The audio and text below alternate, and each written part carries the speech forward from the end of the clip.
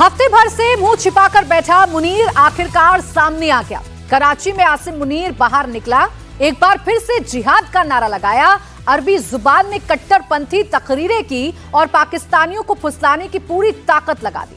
दरअसल अमेरिका दौरे के बाद पाकिस्तान में मुनीर की रेटिंग बहुत डाउन है, क्योंकि पाकिस्तान में पब्लिक ओपिनियन यही है कि मुनीर ने ईरान को ट्रंप के हाथों बेच दिया। इसी रेटिंग को बढ़ाने के लिए आसिम मुनीर इस्लाम में नया तड़का लगा रहा है। लेकिन जनरल को आवाम की जरूरत ही क्यों पड़ रही है? आसिम मुनीर कौन सा नया प्रोजेक्ट लाया है? सब कुछ इस रिपोर्ट में देखिए। Verse 249 from the Surah Al-Baqarah, "Kam min fiyatin qalilatin ghalabat fiyatan kaseeratan bi'iznillah." Asim Munir फिर से मजहब वाला जहर घोलने लगा। आसिम मुनीर फिर से इस्लाम करने लगा। हमारे यहाँ तो बड़े बड़े लोग ये कहते हैं जी कि हम सुपीरियर हैं दूसरों से, हम बरतर हैं, हमारा मजहब बरतर है। बड़ी खबर गर्दिश कर रही है कि डोनाल्ड ट्रंप के और फील्ड मार्शल साहब की मुलाकात के दौरान इमरान खान का जिक्र हुआ।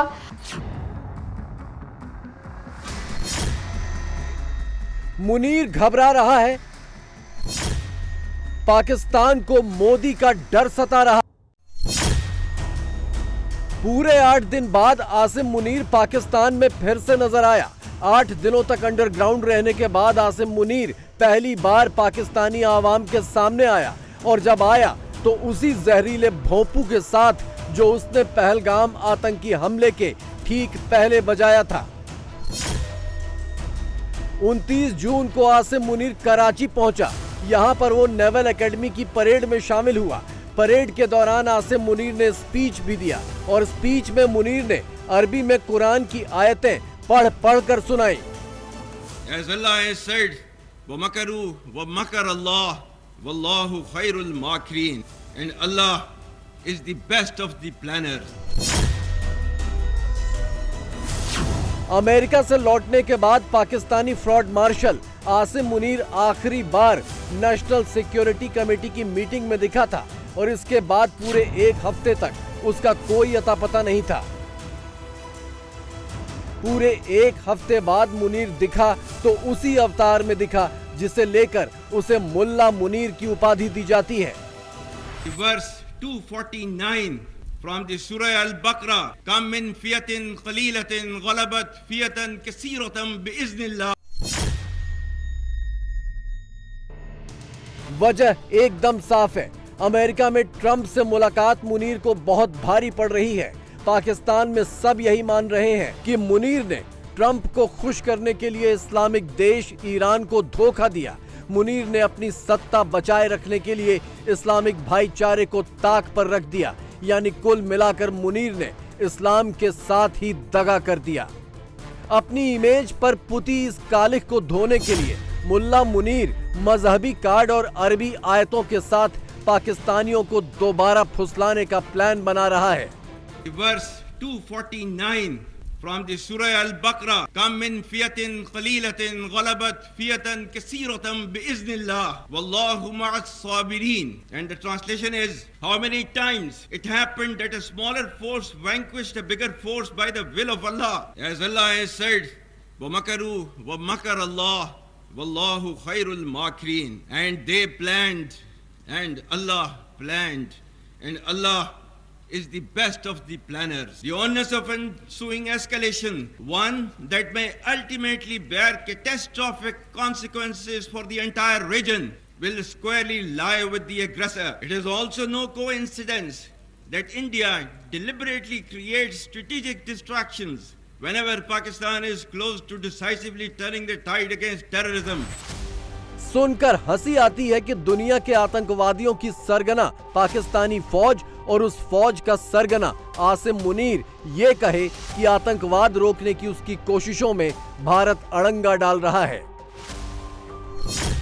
शनिवार 28 जून को पाकिस्तान के पश्चिमी बॉर्डर के इलाके वजीरिस्तान में बड़ा आतंकी हमला हुआ। 16 फौजी मारे गए, 2 दर्जन से ज्यादा जख्मी हुए। इस हमले के अगले दिन इलाके के लोग सड़कों पर उतर आए और आतंकवाद के खिलाफ नारेबाजी की, लेकिन इनके नारों में बतौर दहशतगर्द कोई और नहीं, खुद पाकिस्तान का आर्मी चीफ है। मुनीरा मुनीरा दहशतगर्द, मुनीरा मुनीरा दहशतगर्द, कैप्टन मैप्टन दहशतगर्द, कैप्टन मैप्टन दहशतगर्द, मुनीरा मुनीरा दहशतगर्द, मुनीरा मुनीरा दहशतगर्द, कैप्टन मैप्टन दहशतगर्द, कैप्टन मैप्टन दहशतगर्द। पाकिस्तान के लोग आतंकवाद के पीछे खाकी वर्दी को जिम्मेदार बता रहे हैं। पाकिस्तान के लोग आतंकवाद के लिए अपनी ही फौज को जिम्मेदार बता रहे हैं। पाकिस्तान के लोग आतंकवाद का मास्टरमाइंड अपने ही आर्मी चीफ आसिम मुनीर को बता रहे हैं।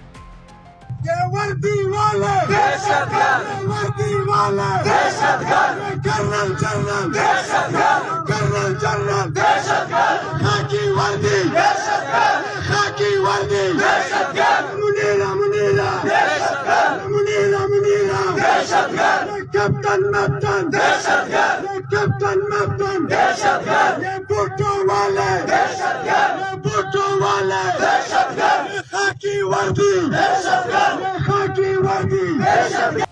पाकिस्तान की पूरी कहानी एक झटके में साफ हो जाती है। जिन आतंकवादियों को पाकिस्तानी फौज ने पाला वो अब बेकाबू हो चुके हैं। इस्लाम के नाम पर एक इस्लामिक मुल्क में ही खून बहा रहे हैं। इसके बावजूद आसिम मुनीर मुसलमानों को हिंदुओं के खिलाफ भड़काने वाले भाषण बेलगाम होकर देता है, जैसा कि उसने पहलगाम आतंकी हमले के पहले किया था। Don't you ever forget that you belong to a superior ideology, a superior culture. Well, our forefathers, they thought that we are different from the Hindus in every possible aspect of life. Our religion is different, our customs are different, our traditions are different, our thoughts are different, our ambitions are different. That was the foundation of the two nation theory that was laid there. हमारे यहाँ तो बड़े बड़े लोग ये कहते हैं जी कि हम सुपीरियर हैं दूसरों से, हमारा मजहब बरतर है।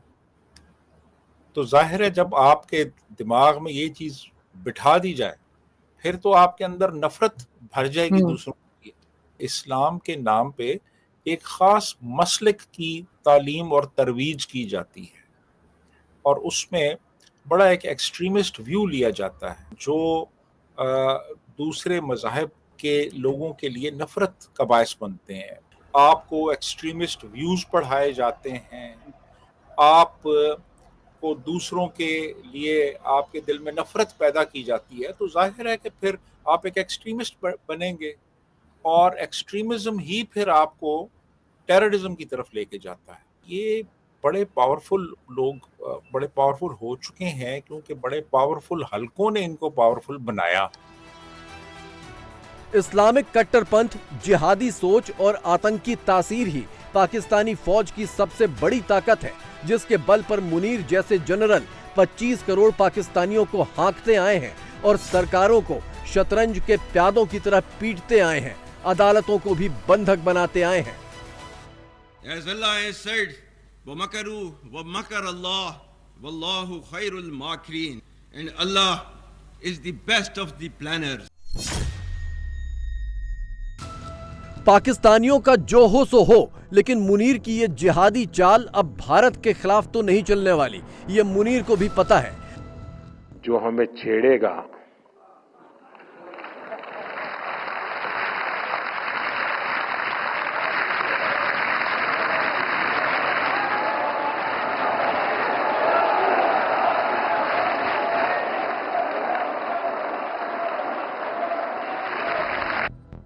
नरेंद्र मोदी दुनिया के किसी भी कोने से बोले, पैगाम आसिम मुनीर और 25 करोड़ पाकिस्तानियों तक पहुंच ही जाता है। नाम लें या ना लें, पाकिस्तान और मुनीर को पता है कि 7 मई की सुबह से लेकर 10 मई की सुबह तक पाकिस्तान में जो हुआ वो दोबारा कभी भी किसी भी पल शुरू हो सकता है। पाकिस्तानी आवाम भले ही मासूमियत से पूछती रहे कि हमने भारत को कब छेड़ा, लेकिन मुनीर जानता है कि उसने शेर की मांद में हाथ डालने की गलती कर दी है। जिहाद और इस्लाम के नाम पर पहलगाम में खून की नदियां बहाई, 26 हिंदुओं का धर्म पूछ पूछ कर कत्लेआम करवाया। और जब भारत ने इंतकाम लिया तो कश्मीर की आड़ में मुनीर छिपने की कोशिश करने लगा। कश्मीर में अपने भेजे आतंकियों को फ्रीडम फाइटर कहकर दुनिया की आंखों में धूल झोंकने की नाकाम कोशिश करने लगा। We stand firm with the Kashmiri people. What India tends to term as terrorism is in fact the legitimate struggle. I pay tribute to the Shuhada and to those who continue to struggle. Pakistan will always continue to provide political, diplomatic and moral support. बेशर्मी देखिए कि पहलगाम और operation सिंदूर के नाम पर भी मुनीर ने अपनी झोली भर ली, खुद को फील्ड मार्शल घोषित कर लिया, शहबाज शरीफ से इस्लामिक देशों में अपनी शान में कसीदे कढ़वाए, अपनी फौज का बजट 20% बढ़ा लिया और अब पाकिस्तान का सर्वे सर्वा बन बैठा कि अब आसिम मुनीर साहब कोई बड़ा मूव करना चाहते हैं, पलटना चाहते हैं और चाहते हैं कि उनको कोई ऐसा ओहदा मिल जाए कि वो जो है फिर हुकूमत तादेर कायम रखें। क्योंकि बहुत सारे ममालिक वो कह रहे हैं कि भाई हम तुमसे इस बेस पे बात नहीं कर सकते कि तुम वहाँ के ज़बरदस्ती के फील्ड मार्शल हैं। मैं तो वो कहता भी नहीं, जर्नल हैं आप। ये कब तक ट्रंप की तारीफ़ के साथ चलेंगे? पहली बात तो ये यार, ट्रंप ने इनकी तारीफ़ कर दी है तो क्या उससे हुकूमत चलती रहेगी? कब तक रहेगी ताज़ा ये तारीफ़? मुरझा जाएगी। मुनीर का बढ़ा हुआ बजट और उसकी बढ़ी हुई ताकत पाकिस्तान को बहुत भारी पड़ने वाली है, ये पाकिस्तानियों को भी पता है। लेकिन खौफ ऐसा है कि मुनीर का नाम लेने की हिम्मत किसी में नहीं है।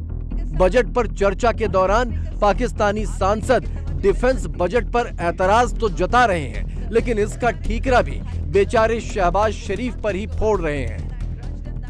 आप तो डिफेंस बजट बढ़ा रहे हैं, बहुत अच्छी बात है। मोदी, हिंदुस्तान के मोदी हमारा वो तो उदून मुबीन है, वो तो हमें कभी चैन से नहीं छोड़ेगा। दो बड़े बड़े लोग आज तक मोदी का नाम नहीं ले सकते, इतनी हिम्मत नहीं है उनमें। बहुत अच्छा किया है, इससे भी डबल ट्रिपल कर दे, लेकिन पैसा आएगा कहाँ से स्पीकर साहब? इंडस्ट्री तो आपकी है नहीं, फिर कर्जा लेंगे, फिर डिफेंस का बजट बढ़ाएंगे। अच्छा, असलहा बनाता कौन है? या अमेरिका या जर्मनी या फ्रांस?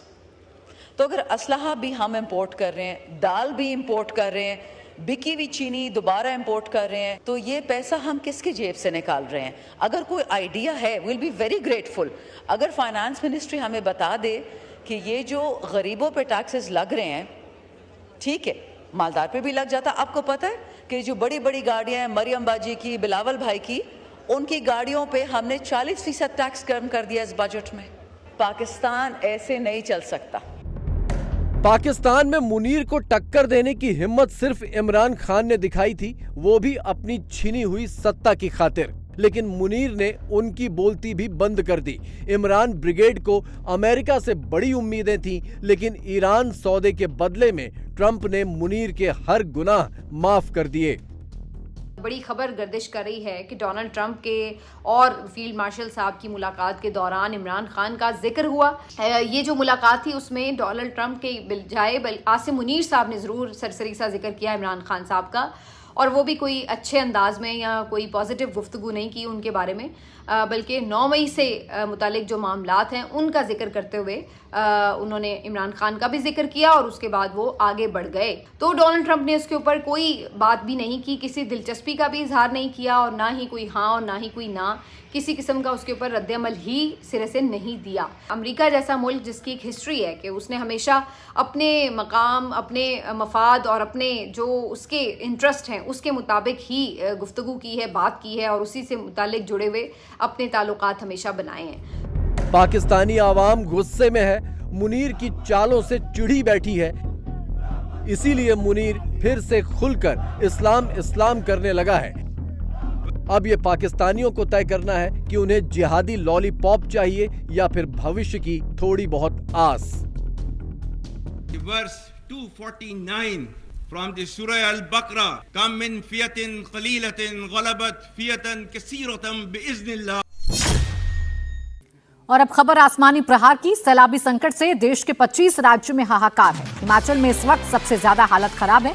मंडी में फ्लैश फ्लड की चपेट में कई गांव आ गए हैं। अलग अलग इलाकों में लोगों के बहने की खबर है। सैलाबी अटैक से लोगों के घर मकान तबाह हो चुके हैं।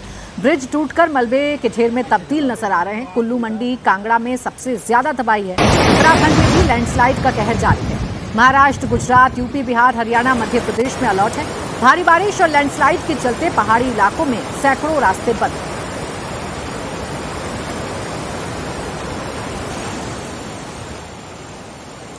हिमाचल में बाढ़ और बारिश से इस वक्त हालात सबसे ज्यादा खराब हैं। हमीरपुर में पानी के तेज बहाव में कई लोग फंस गए, जिसके बाद लोगों को बचाने के लिए रेस्क्यू ऑपरेशन चलाया गया। पुलिस ने रस्सियों के सहारे लोगों को बाहर निकाला।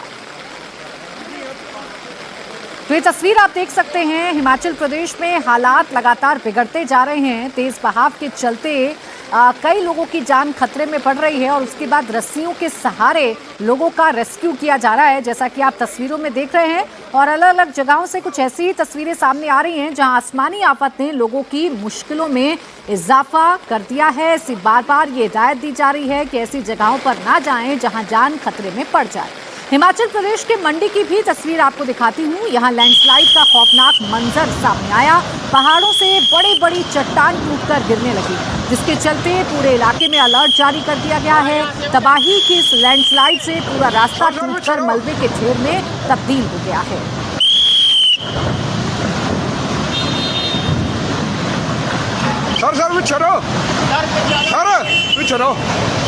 मंडी में देर रात भारी बारिश हुई, जिससे तबाही हो गई। सैलाब के अटैक में करसोग इलाके में 7 लोगों के बहने की खबर है। बादल फटने के बाद अचानक पानी के तेज प्रहार से पूरा गांव बह गया। रेस्क्यू ऑपरेशन जारी है। एक की मौत हुई है और 7 लोग लापता बताए जा रहे हैं।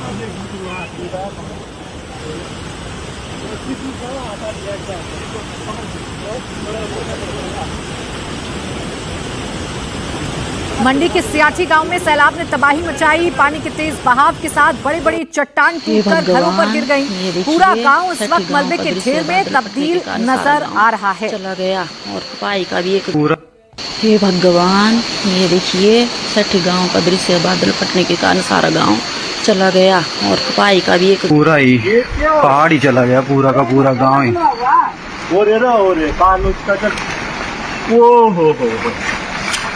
नीचे वाले वो पार इसी नरदा घर ही नहीं दिखता बाहर।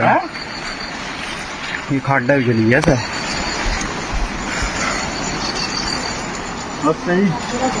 मैं बंदे बचिए।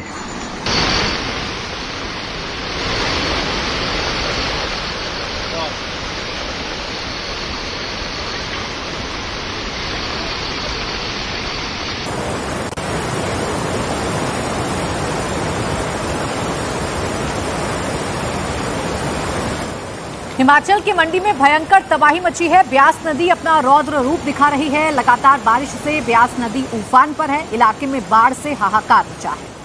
नदी के तेज बहाव से पुल टूट गया है। पानी का बहाव इतना तेज है कि वो अपने साथ भारी से भारी चीज को तिनके की तरह बहा दे रही है। बाढ़ के पानी की वजह से निचले इलाकों में भारी तबाही।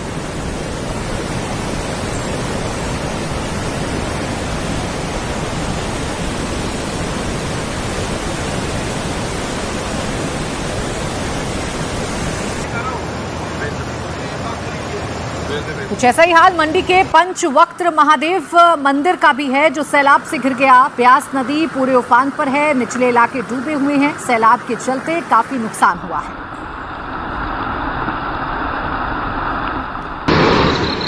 मंडी जिले के सैंज घाटी में फ्लैश फ्लड की चपेट में आने से 2 मकान बह गए। 9 लोगों के लापता होने की रिपोर्ट है। देर रात में अचानक सैलाब का अटैक हुआ। घर में मौजूद लोगों को संभलने का मौका तक नहीं मिला।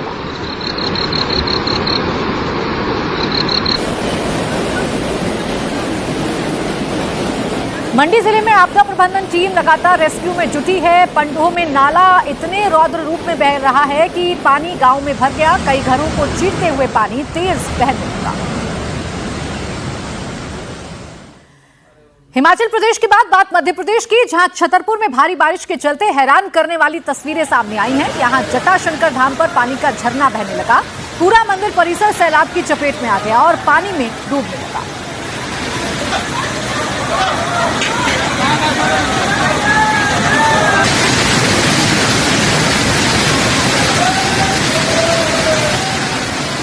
मध्य प्रदेश के बाद गुजरात की तस्वीर भी आपके सामने रख दूं। गुजरात के कच्छ में भारी बारिश के बाद हालात बिगड़ गए। मंदिर परिसर डूबने लगा, सड़कों पर दरिया बहने लगा। लोगों को आवाजाही में सबसे ज्यादा दिक्कतों का सामना करना पड़ा।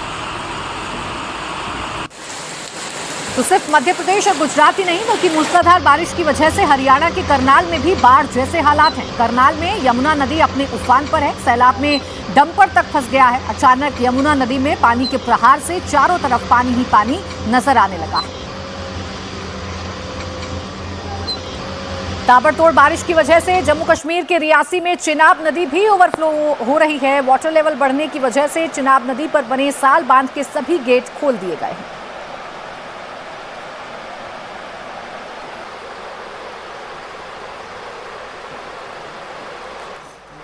वहीं उत्तराखंड में भी चारधाम यात्रा सैलाबी अटैक से बाधित है। यमुनोत्री के रूट पर लैंडस्लाइड के चलते रास्ता बंद करना पड़ा। 600 से ज्यादा पैसेंजर रास्ते में फंसे हुए हैं। उत्तराखंड के रामनगर में सैलाब को पार करने एक युवक को महंगा पड़ गया। पानी के तेज बहाव के बीच युवक फंस गया और फिर सैलाब में बहने लगा। ये तस्वीरें उसी वक्त की आपके सामने हैं। पानी का बहाव बहुत तेज है और इसी दौरान ये युवक अपनी बाइक के साथ इस सैलाब में बहने लगता है। कुछ लोग फिर इससे बचाते हैं।